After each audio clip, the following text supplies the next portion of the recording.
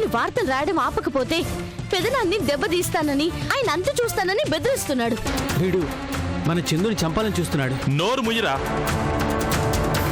Good, you are appointed. Thank you sir. Evening మన company guest house కి వచ్చే. నన్ను ఇక్కడికి రమ్మన్నారు ఎందుకు సార్? మనసు విప్పి మాట్లాడుకోవాలంటే ఏకాంతం కావాలి.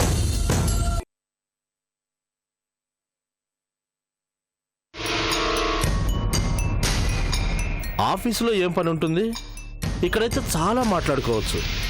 నాకు పర్సనల్ సెక్రటరీ కావాల్సింది కూడా ఇందుకే.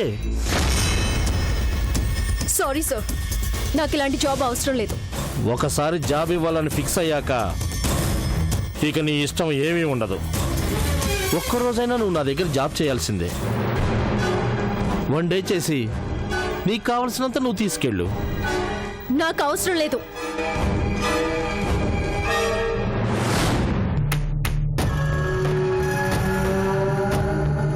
చూడు, నిన్ను చూడగానే ఫిక్స్ అయ్యాను ఈ జాబ్ నీకే అని.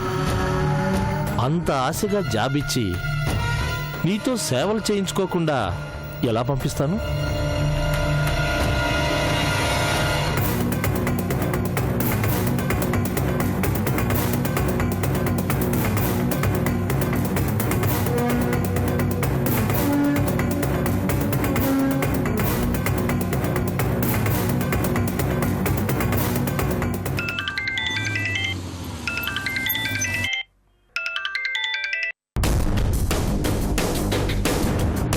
చెప్పు లలిత. ఈ ఉద్యోగం ఉన్నదే నాకు సేవలు చేయటం కోసం. ఆఫీసులో సేవలు చేస్తే ఏమొస్తుంది? జీతం వస్తుంది. అదే ఇక్కడ సేవలు చేస్తే ఏం కావాలన్నా వస్తుంది. నా మాట విని ఈ జాబ్లో జాయిన్ అయిపో. మరి అదిగా నన్ను వెళ్ళనివ్వు. వెళ్ళాలి అంటే నిన్ను నాకు సమర్పించుకున్నాకే వెళ్ళాలి. మర్యాదగా ఒప్పుకుంటే శోభనం అవుతుంది. కాదు కూడదు అన్నామనుకో రేపవద్దే. నా గురించి నీకు తెలీదు. నా వాళ్ళకి ఈ విషయం తెలిస్తే నీ ప్రాణం తీస్తారు. తెలియాలిగా. నీలాంటి వాళ్ళు అరిచినా వినిపించకూడదనే ఈ గోల్కొండ టూమ్స్ దగ్గర కొండ మీద ఒంటరిగా ఈ గెస్ట్ హౌస్ కట్టించాను. ఇక్కడ నువ్వు ఉన్నావన్న విషయం తెలియడం అసాధ్యం.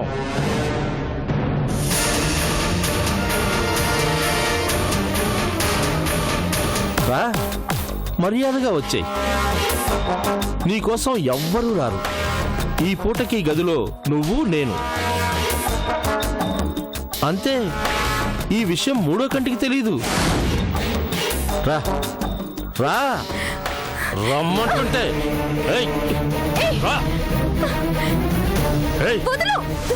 అమ్మాయి సరే అంటే కిక్కే ఉంటుంది. నీలా తిరగబడితేనే నాకు కొత్తగా ఉంటుంది. రేపు చేసి చాలా రోజులైంది. రా రా.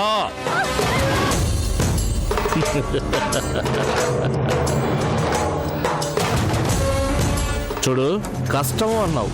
నీ కాళ్ళ మీద నువ్వు నిలబడాలి అన్నావు. కోఆపరేషన్ లేకపోతే ఎలా పైకి వస్తావు చెప్పు? అపాయింట్మెంట్ ఆర్డర్ అదిగో నా టేబుల్ మీద రెడీగా ఉంది. నీ మీద నా సంతకం పడిన మరుక్షణమే దాని మీద సంతకం పెట్టి ఇచ్చేస్తాను. అందంగా ఉన్నావు. అందాన్ని ఉపయోగించుకోవటం తెలియకపోతే ఎలా? రా, నా కోరిక తీర్చు. కమాన్ రా.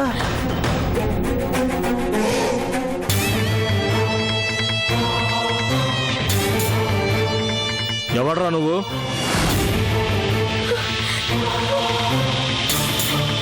రాజా.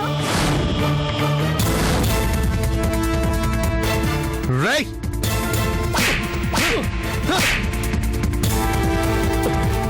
ఏరా నీ సరదాలు తీర్చుకోవడానికి ఆడపిల్లలు ఏమన్నా ఆట వస్తువులు అనుకున్నావా? ఆడపిల్లలు ఉద్యోగాలు కావాలని వచ్చేది ఒళ్ళు వంచి పనిచేయడానికి రా. నీలాంటి వాళ్ళకి ఒళ్ళు అప్పగించడానికి కాదు. ఆడపిల్లల అవసరాన్ని అవకాశంగా తీసుకునే నీలాంటి కుక్కల్ని బ్రతకనివ్వకూడదురా. మళ్ళీ ఇలాంటి ప్రయత్నాలు చేశావని తెలిసినా ఈ గెస్ట్ హౌస్ చుట్టుపక్కల కనిపించిన నిన్నిక్కడికిక్కడే పాతేస్తాను. పోరా.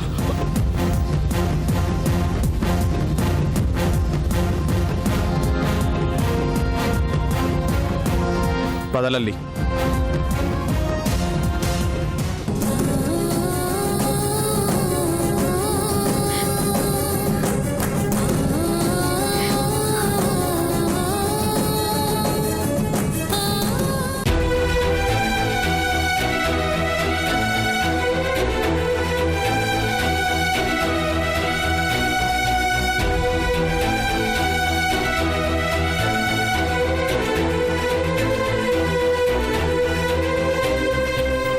పైగా చంపుతాను అని వార్నింగ్ ఇచ్చారంటే అటెంప్ట్ టు మర్డర్ కింద కేసు కూడా ఫైల్ చేయాల్సి ఉంటుంది.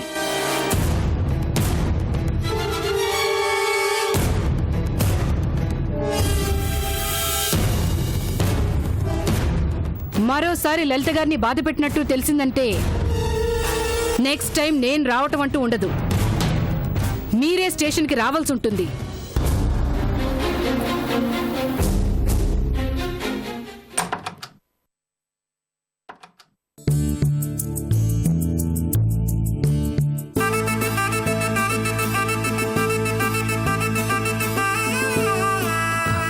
నాన్నగారు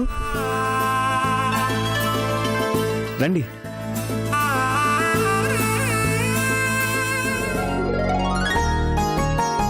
కూర్చోండి.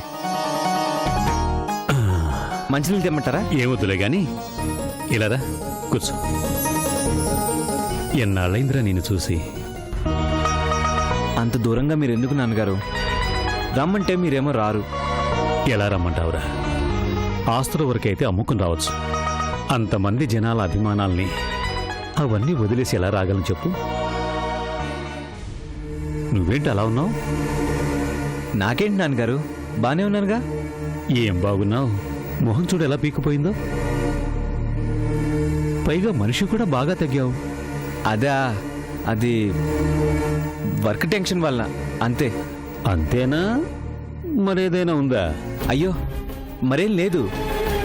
అవును, మీరేంటి నాన్నగారు బాగా నీరసంగా ఉన్నారు? నేనా? పెద్దవాణ్ణి అయిపోతున్నాను కదా. వయసు పెరుగుతూ ఉంటే ఆరోగ్యం తగ్గిపోతుంది. ఏమైంది నాన్నగారు? భయపడాల్సిందేమీ లేదు. ఈ మధ్య గుండెలో కొద్దిగా నొప్పి వస్తుందిరా. గుండెల్లో నొప్పా? మరి కనీసం ఎవరు నాకు ఫోన్ చేసి కూడా చెప్పలేదు. గుండె నాక నొప్పి రాకుండా ఎలా ఉంటుందిరా? ఇదిగో నువ్వు ఇలా కంగారు పడతావని చెప్పొద్దన్నాను. బాగా సీరియస్ అయిందా నాన్నగారు? లేదులేరా, మళ్ళీ వస్తే సీరియస్ అవుతుందన్నారు. హైదరాబాద్లో సుబ్బారావు గారని ఎవరో హార్ట్ స్పెషలిస్ట్ ఉన్నారట. ఆయన్ని కలవమని మన డాక్టర్ గారు రికమెండ్ చేశారు. ఆయన్ని కలిసి వెళ్దామని వచ్చాను. మీకు గుండె నొప్పి రావడం ఏంటి నాన్నగారు? అరే అదేమిట్రా చిన్నపిల్లలాగా. ఇప్పుడు నాకేమైందని? ఊరుకో. అవునరా, రాజా కూడా ఇక్కడే ఉంటున్నట్టు కదా. ఏం చేస్తున్నాడు వాడు? ఏమిటో పాపం, అటు తండ్రిని ఇటు చెల్లెల్ని పోగొట్టుకున్నాడు. డబ్బున్న మనిషి ప్రాణం కాపాడలేమని శివయ్య చనిపోయాడని తెలిసినప్పుడే అనిపించిందిరా. చేయని తప్పుకి వాడికి శిక్ష పట్టమేంటి, శివయ్య చనిపోవటం ఏంటి?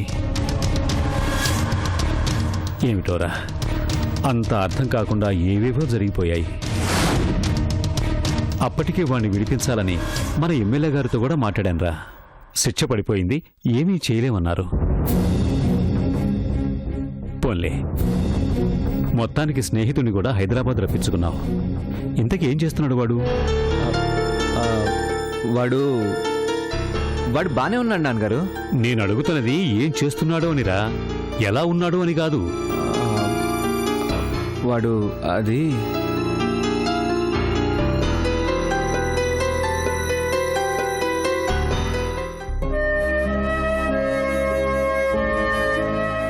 బాగున్నారా బాబుగారు? లక్ష్మి, బాగున్నాను లక్ష్మి. అయితే అందరూ కలిసే ఉంటున్నారన్నమాట. పోనీలే, మీరు కూడా ఇక్కడే ఉంటే ఇక వీడికి దిగులే ఉంది. ఆరోగ్యం ఎలా ఉంది బాబుగారు? పర్వాలేదు లక్ష్మి. కాకపోతే డాక్టర్ గారికి చూపించుకుందామని వచ్చాను. ఏమైంది అయ్యగారు? ఏమీ లేదు లక్ష్మి, గుండెల్లో నొప్పి వస్తుంటే చూపించుకుందామని వచ్చాను. అవునరా, నా కోడలేది?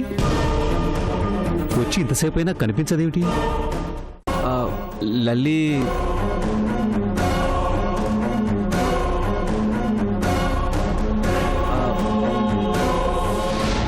లల్లి అమ్మాయి గురించి అడిగితే అలా కంగారు పడతావేంట్రా? అబ్బే కంగారు ఏం లేదు నాన్నగారు. లల్లి జస్ట్ మీరు వచ్చే ముందే వాళ్ళ అమ్మ వాళ్ళ దగ్గరికి వెళ్ళింది. అలాగా. నా ప్రాణం కాపాడిన నా దేవతని ఎప్పుడెప్పుడు చూస్తానా అని అనుకుంటూ వచ్చానురా.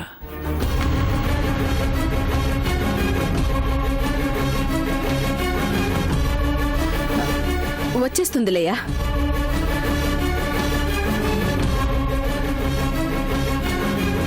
లల్లి బాగుంది కదా? బాగుందయ్యా.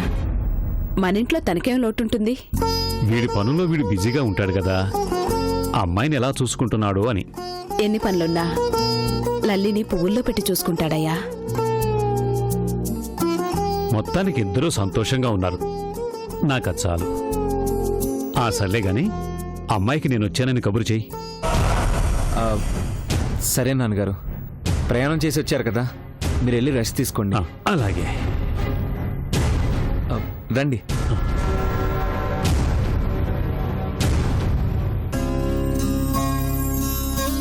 మీరు త్వరగా ఫ్రెష్ అయితే కలిసి భోంచేద్దాం నాన్నగారు. భోజనం టైం కన్నా లల్లి వచ్చేలా చూడరా.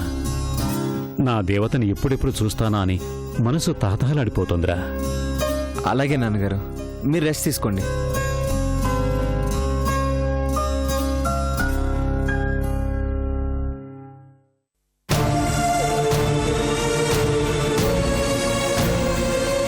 అశోక్, ఏం చేస్తావయ్యా? దొరగారేమో లల్లిని చూడాలంటున్నారు. పిలిస్తే లల్లి వస్తుందా? నాకు అదే అర్థం కావడం లేదమ్మా. అసలే గుండెపోటు వచ్చింది అంటున్నారు. ఈ టైంలో నాన్నగారికి జరిగింది తెలిసింది అంటే చాలా ప్రమాదం. రాజా నేను కూడా కలిసే ఉంటున్నాం అనుకుంటున్నారు. వాడి గురించి అడిగితే ఏదో పని మీద బయటకు వెళ్ళాడు అని చెప్పొచ్చు. ఇంటి కోడలు ఆయన వచ్చినా రాలేదంటే ఆయనకు అనుమానం వస్తుంది. లేదమ్మా, నాన్నగారికి జరిగింది ఏమీ తెలియడానికి వీల్లేదు. ఎలాగో లల్లిని తీసుకురావాలి. ఎలా తీసుకొస్తావు? నేనే వెళ్ళి లల్లికి నాన్నగారి పరిస్థితి చెప్పి ఎలాగోలా సర్ది చెప్పి తీసుకొస్తాను. ఆ పని చేయి బాబు. ఇలా అయినా మీ మధ్య దూరం తగ్గిపోతుందేమో.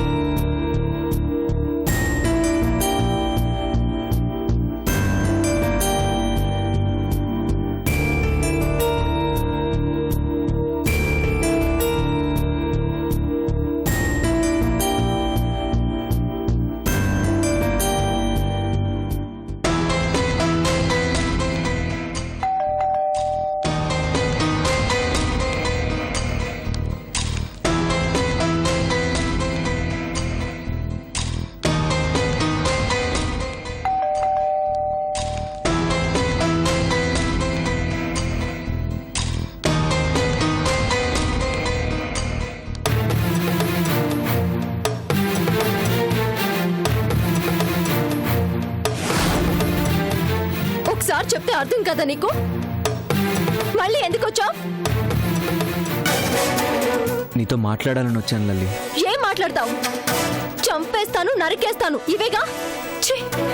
లేదు లల్లి, ఊరు నుంచి నాన్నగారు వచ్చారు.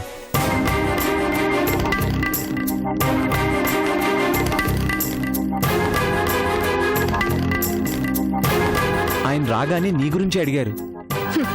వదిలేసి వెళ్ళిపోయింది అని చెప్పావా? రాజాతో లేచిపోయింది అని చెప్పావా? లల్లి, నాన్నగారితో నీ గురించి అలా చెప్తానా? మీ నాన్నగారు మీ ఇంటికి వస్తే నువ్విక్కడికి రావాల్సిన అవసరం ఏంటి? లల్లి, నాన్నగారి హెల్త్ బాగోలేదు లల్లి. హార్ట్ చెకప్ కోసం వచ్చారు. ఈ టైంలో మన ఇద్దరం కలిసి లేము. నీ పాటికి నువ్వు, నా పాటికి నేను ఉంటున్నావు అని తెలిస్తే ఆయన తట్టుకోలేరు లల్లి. అందుకని నువ్వు మన ఇంటికి రావాలి లల్లి. మన ఇల్లా? అది నీ ఇల్లు. ఇక ఆ ఇంటికి నాకు ఎలాంటి సంబంధం లేదు. అలా అనుకు లల్లి. నా కోసం కాదు, నాన్నగారి కోసం రా. బతిమిలాడావు, బెదిరించావు. ఇప్పుడు మీ నాన్నగారి పేరు చెప్పి నన్ను నీ ఇంటికి రప్పించాలని చూస్తున్నావా? అలా అని కాదు లల్లి. మన ఇద్దరి మధ్య ఏం జరిగిందో నాన్నగారికి తెలీదు.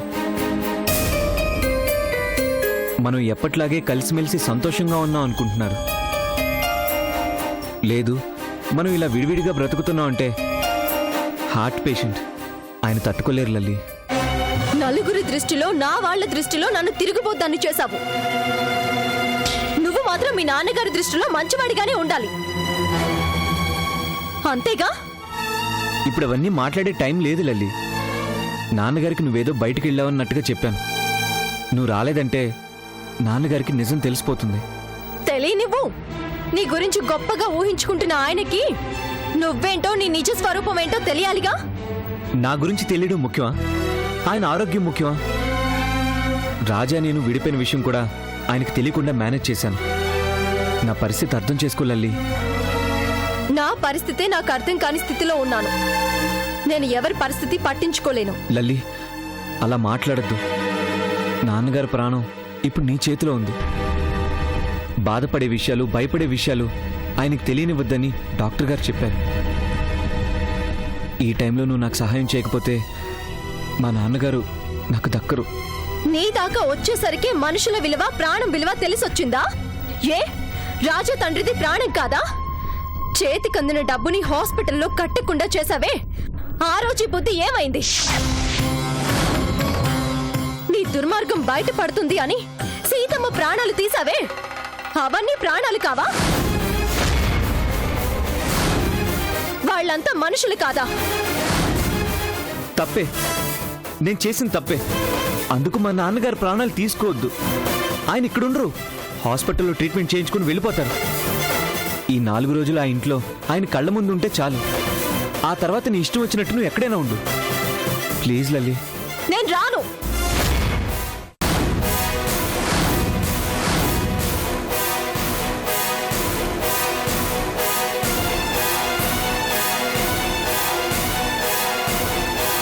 మళ్ళీ నీ గడప తొక్కితే ఆ జ్ఞాపకాలు నన్ను వెంటపడి తరుముతూనే ఉంటాయి.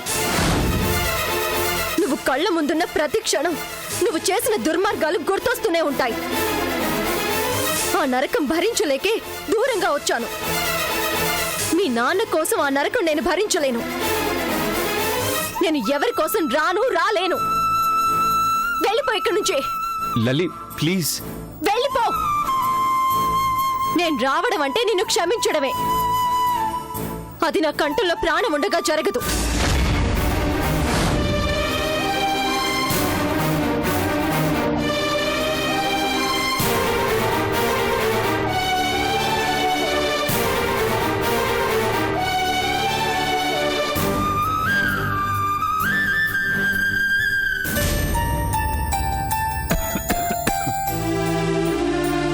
అమ్మా లక్ష్మి, కొద్దిగా మంచినీళ్ళు తీసుకురామ్మా. వస్తున్నానయ్య గారు.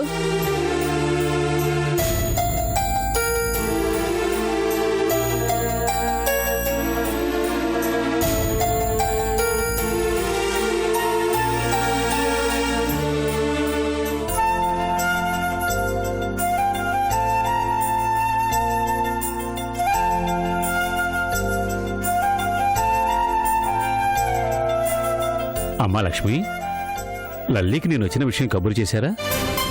అశోక్ బాబు లల్లిని తీసుకురావడానికి వెళ్ళాడయ్యా, వస్తూనే ఉంటారు. అలాగా, సర్లే. అమ్మాయి వచ్చేసరికి నేను రెడీ అవుతాను.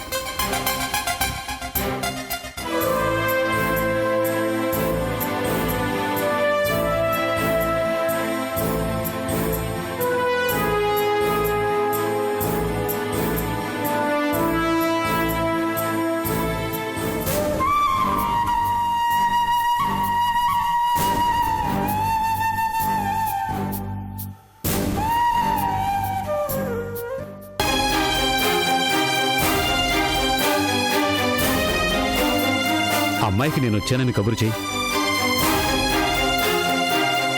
నేను రాను. భోజనం టైం కన్నా లల్లి వచ్చేలా చూడరా.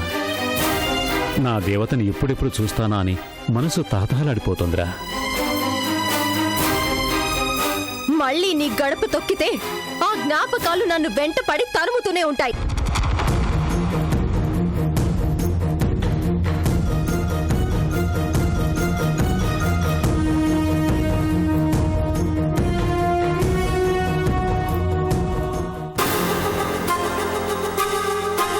అమ్మాయి వచ్చిందా బాబు? రాలేదా? ఏమైందయ్యా? నాన్నగారి పరిస్థితి చెప్పినా రానంది. అదేంటి బాబు, కోడల్ని చూడాలని దొరగారు తహతలాడుతున్నారు. ఇంతకుముందే అడిగారు, తీసుకురావటానికి వెళ్ళావు అని చెప్పాను. ఏం చెప్పనమ్మా, నాన్నగారి ఆరోగ్యం బాగోలేదు. ఆయనున్న ఈ 4 రోజులు వచ్చి కనీసం కలిసి నటించు అని చెప్పానమ్మా. అయినా రానంది. మీ మధ్య ఏం గొడవలు జరిగాయని, ఇప్పుడు నువ్వు తనకేం ద్రోహం చేశావని ఇంత పట్టుదలగా ఉందయ్యా? తను తప్పు చేస్తుంది అనటమే నా తప్పైపోయిందమ్మా. పెద్ద ఆయన ఆరోగ్య పరిస్థితి బాగాలేదన్న తర్వాత కూడా ఈ పట్టుదలేంటి బాబు? ఇప్పుడేం చేస్తావు? దొరగారికి ఏమని చెబుతావు? ఆయనకి ఏనాడు అబద్ధం చెప్పలేదమ్మా. నేను అబద్ధం చెప్పాను అని తెలిసినా ఆయన తట్టుకోలేరు. అందుకే నిజం చెప్పేస్తాను. అశోక్, దొరగారు తట్టుకోగలరా? అంతకన్నా నాకు వేరే దారి కనిపించడం లేదమ్మా.